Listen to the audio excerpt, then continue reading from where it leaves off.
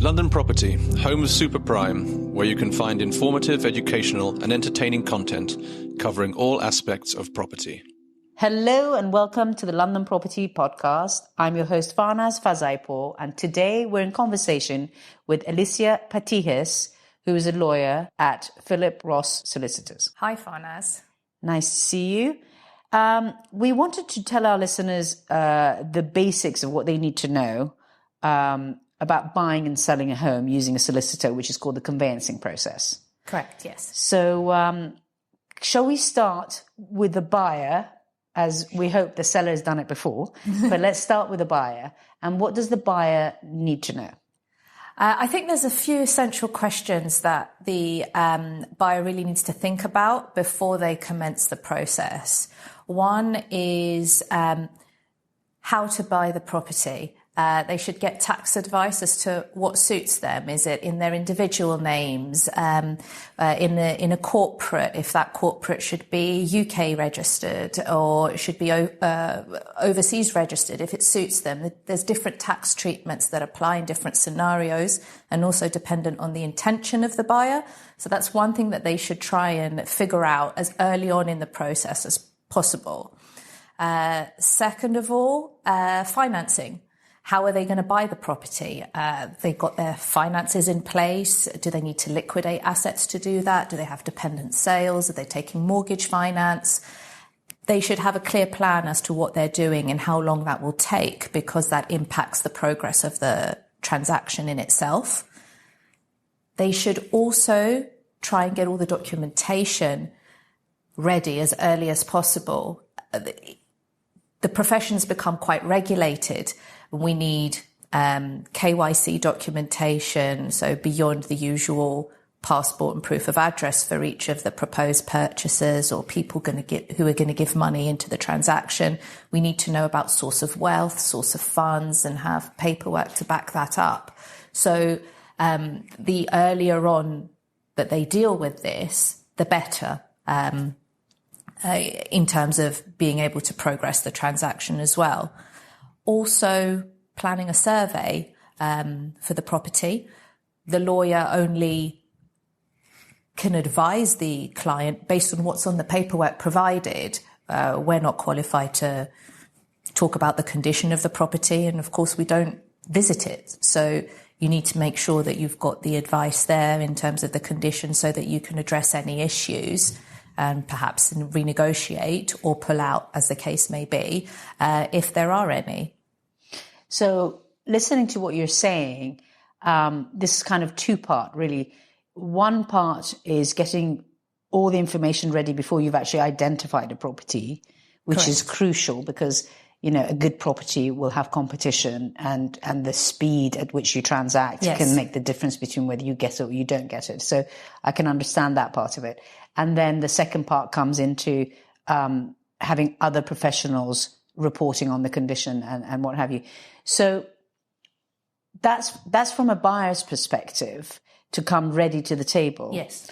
And in an ideal scenario, and I know this differs when it's a flat or a house, what would the perfect seller have ready?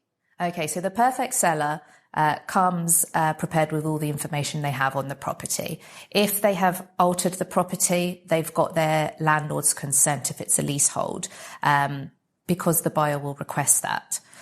If they've extended their lease, then or they've been served with various notices for enfranchisement with the other leaseholders, or they've been served with notices by the freeholder, then copies of those notices, because we need to disclose them to the buyer. If they know that there's going to be major works at the building, and it's a leasehold property, then details of those, because that expenditure needs to be disclosed and is likely to be a negotiation point. So the perfect seller has their information on their property handy and is willing to cooperate in providing responses in order to facilitate the transaction. I think one of the key points that both buyers and sellers must understand is that they too have a responsibility and a role to play in the smooth progression of a transaction. they need to cooperate and fulfill their part too. And it's simpler buying houses than buying flats, obviously, because in a flat you've got to consider the freeholder, the head leaseholder, and so on. Well, yes, theoretically, yes, you've got one less layer to deal with. There are cases in some more complex freehold scenarios where you've got estate management companies and obligations that you need to investigate further in relation to that. But generally speaking, a freehold is much simpler to deal with than a leasehold. And there's something that you can't actually do in advance, right? And those are the searches. Can you talk us through those? Yes. As part of the conveyancing process, we conduct searches with the local authority, drainage authority, the environmental agency, and these give you more background as to the property itself. Lenders tend to have a 6-month time limit on the searches. So you're right, you can't order them too far in advance because by the time the transaction actually goes ahead, they may have expired. And obviously you need to ensure that the information that you've got is as current and valid as possible. There are solutions to that. If you're only slightly over the period, you could seek to get a search validation indemnity policy, which in most cases is acceptable to lenders and should do the trick. But generally speaking, you conduct the searches once you've agreed the purchase, and it's not something that the seller can do in advance to help speed along. Okay. And this is something that you only really need if there's a lender involved. I, as a matter of course, will get searches on any transaction. I think it would be negligent not to. The lenders require it, obviously, and you, as a solicitor, owe separate obligations to the lender than you do to the purchaser themselves. But there will be information on there, or there might be information on there that's not evident from the paperwork you've been supplied with by the seller that is important for the buyer to know. And I suppose the buyer, again, until you know what property you're buying, you can't really get the lending agreed, but you could in principle say, I would want to borrow X. So you can start that process with a lender so that, again, you come to the table a little bit more ready. Yes, exactly. The buyer should speak with their financial advisor as soon as possible to get the ball rolling, get an agreement in principle in place, know that they're able to borrow the money that they're seeking to borrow. And once the deal's agreed, then move the matter forward with their lender. Now, in the US, transactions are handled by agents, and agents are licensed, and they have to renew their license, I think, every 2 years, the last time I checked. But here, what role could an agent play to facilitate the sort of easy flow of a transaction? I think the agent plays an important role, more important than they think. They're not just salesmen who put the deals together. It's important that they too understand the conveyancing process so that at each stage they can actually facilitate the progression. There's been some agencies that I've actually gone in and spoken with the negotiators and explained to them the process in order to help me, essentially, when we're working closely together. If they are aware of how the process works, and in particular, in the case of agents who are new to the market, they're not familiar with the ins and outs of the general process. That's a good starting point.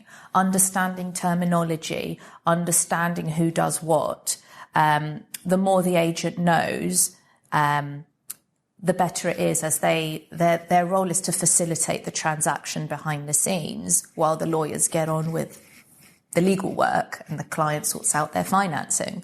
So I do agree there is a role for them that's important in the whole process. In the whole process.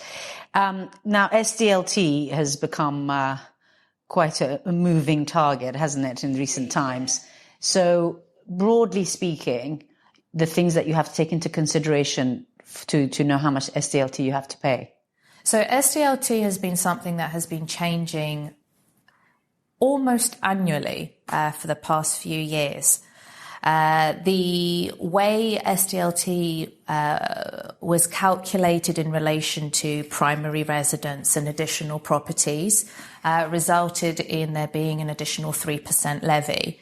And over time, it has become clear what the Inland Revenue's intention was with that, in particular as regards replacement of your main residence.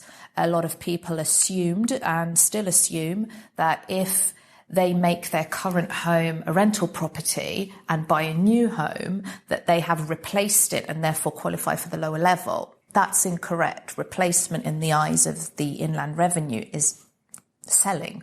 So you have to sell that place in order to qualify for the lower level. The good thing is that Inland Revenue have recognised that you can't necessarily sell at the same time as you're buying, and therefore they have set up a system where if you sell within a period of time following your new purchase, you can claim a rebate for the uplift in the stamp duty. This year, they added a further level for non-UK residents. So if you are an offshore resident who's buying property in the UK, or even if it is an English registered company with beneficial ownership offshore, there will be an additional levy of 2%. So in addition to the 3%, because it's not their main residence, there will be a 2% levy on that. So it's already become slightly more expensive than what it was before. Again, if that person is intending to move residence and, intending to become UK resident, again, there is a clawback possibility under the legislation. But yes, SDLT has created a lot of confusion and complication, and also for property dealers, perhaps has removed the ability to make a quick buck on residential transactions. Which was probably the reason they did it. Exactly. Because there's a housing shortage and people were taking advantage of a lot of tax incentives for overseas purchases. Well, they've been eliminated again year by year with the overseas buyers not finding it as efficient now to use overseas companies to acquire properties. If they're going to use the properties for their own purposes, they have ATED, the annual tax on the enveloped dwellings, to pay yearly on the property, higher levels of stamp duty, there's capital gains tax, corporation tax implications as well for the overseas residents, and of course inheritance tax implications. So it's almost leveled the playing field for residents and non-residents, or even gone further to almost penalise the overseas investors, which is a shame because, especially in central London, it's the overseas investors who keep the market as fluid as it is. Well, I'd like to say that, for the right reasons, they're still encouraged if they come in with a medium long-term view to actually make a difference and to create housing that actually benefits rather than making a quick buck. Yes, that's right. But I think also what's evident is that it's not just the money. The UK is seen as a very stable economy to invest in, and people come and spend their money here for very many different reasons. If you see over the years which regions have been flooding through, you have, you go back and you see, there's political or economical instability in particular regions, which has resulted in an influx of investors into the UK. People want to be here. People want to be in London. People like London. From a leisure and hospitality perspective, the best restaurants in the world are here, which attract these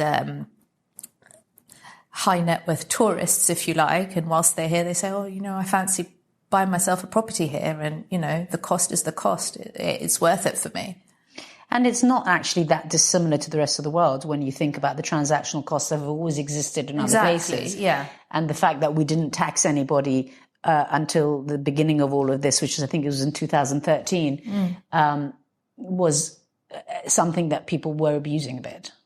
Yes, certainly the overseas investors were taking advantage of it because they could. They were allowed to. They weren't doing anything wrong.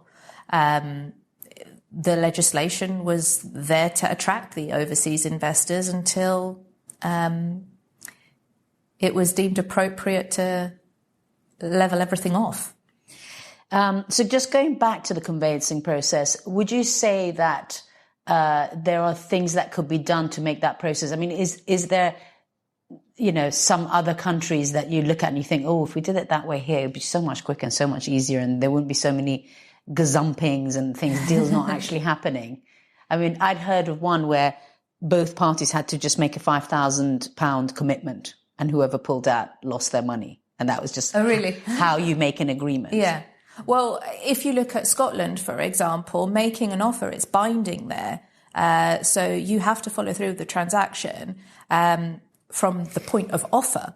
Whereas here, your offer is subject to contract to allow you sufficient time to do your investigation, because the underlying principle here is buyer beware, and the buyer needs to make sure that they've conducted all their searches before they actually commit to the purchase. It's on them. They have the obligation. As far as other countries are concerned, I'm not too familiar with the ins and outs of the conveyancing process there, but there are major differences. And I think one of the reasons that the UK property market is so fluid is because also the legal profession is so regulated.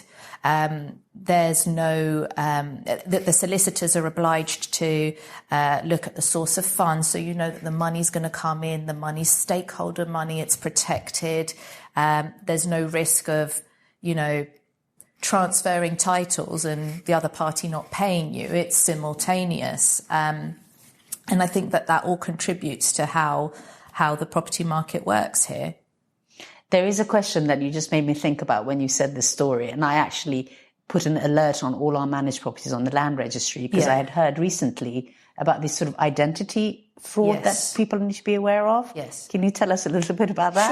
Sure. Well, residential property has always been a playground for fraudsters for decades. Given the market is so fluid and moves so quickly, it's considered a very easy way for money to be laundered and for frauds to take place. One of the key cases we heard about in the past few years was about seller fraud, where the seller was not the actual registered proprietor of the property.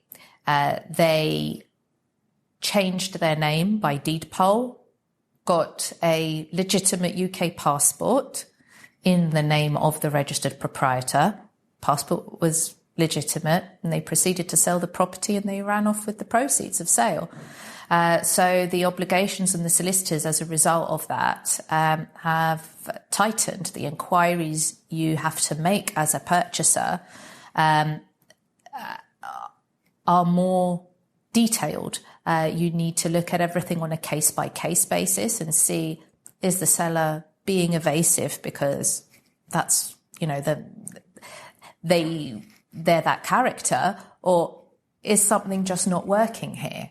I was at a conference a few years ago with some lenders, and they said that one of the ways that they discovered that something wasn't right was through the valuation report, actually, because the valuer said he went to the property and he started ringing on the front door, and someone came out and said, oh, we'll come in this way, took him round the back.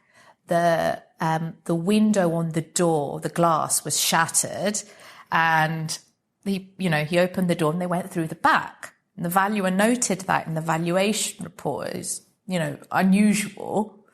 The person gave them some explanation, but the lender read that and thought, that doesn't sound right. If you own a property, you open the front door and you take someone in it through the front door. You don't go through a broken back door. So I think what's happened as a result is that people are becoming more aware that fraud is rife in residential property, and it's become incumbent on everyone in the process to ensure that they play their role in trying to prevent it as early on as possible before loss is caused to the victims. So agents, I think there's further obligations on ID of sellers and buyers that have to be complied with now. Lenders are more demanding on their requirements. Solicitors obviously have their obligations too. So working together, it's a way of trying to reduce the circumstances where this can happen. And also the land registries responded by having these alerts. I think they're about £20 or something. Yeah, you're allowed to register a restriction on the title, which essentially means that someone can't register a transfer of that property unless they have a certificate from the conveyancer to confirm that the person signing the transfer is the registered proprietor of the property. So again, it puts the onus on the lawyer.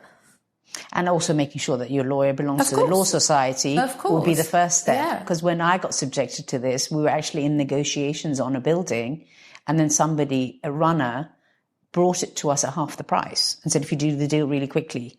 And the lawyer was an unknown address in Wembley, didn't belong to the law society, and, so we went on from there. But that's one of the things that we do as a matter of firm policy. When we get the memo of sale, we check out the solicitor is registered either on the SRA register, or if they're a legal executive, on the Silex register, just to check that you're dealing with a known quantity. We do all sorts of AML and KYC training.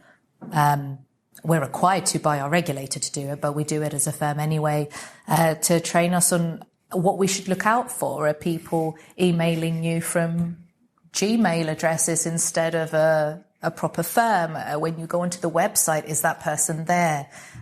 Do they write to you on letterhead? Does that letterhead change throughout the transaction? Is there anything peculiar? Things like that.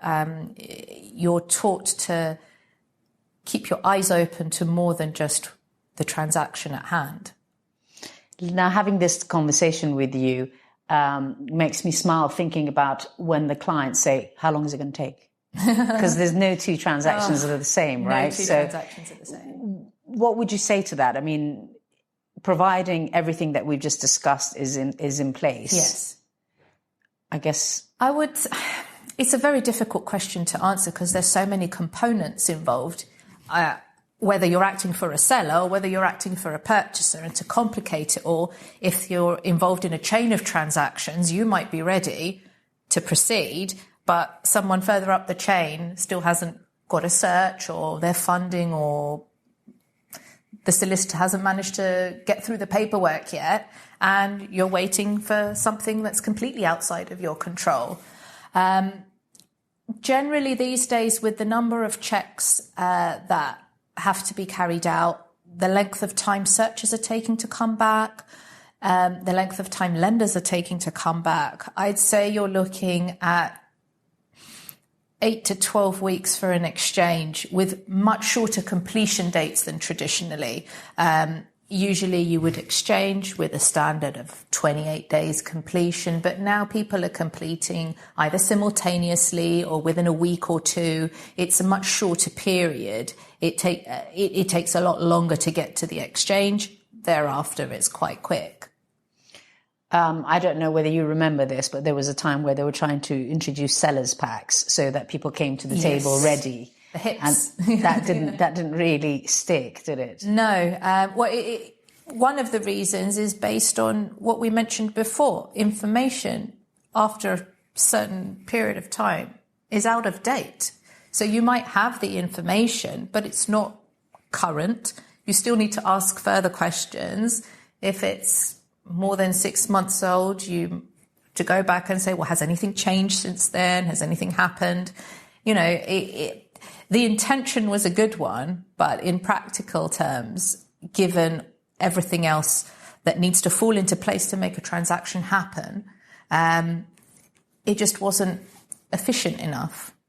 Well, let's hope that our sellers and our agents who are listening to our podcast are now motivated to make sure that they've got that file ready before they hit the marketing button, so that they don't lose the momentum when someone's ready to buy, that they can actually push the process through and avoid the gazumping. Thank you very much for talking to us today. It was really interesting to hear some insight from you. Thank you very much for having me. And I hope our listeners enjoyed that. If you want to be connected with Alicia or any of the other experts in our directory, please do get in touch and we will find you the right solutions. Thanks for listening to the London Property Podcast. Head over to londonproperty.co.uk and subscribe to our newsletter to receive latest updates.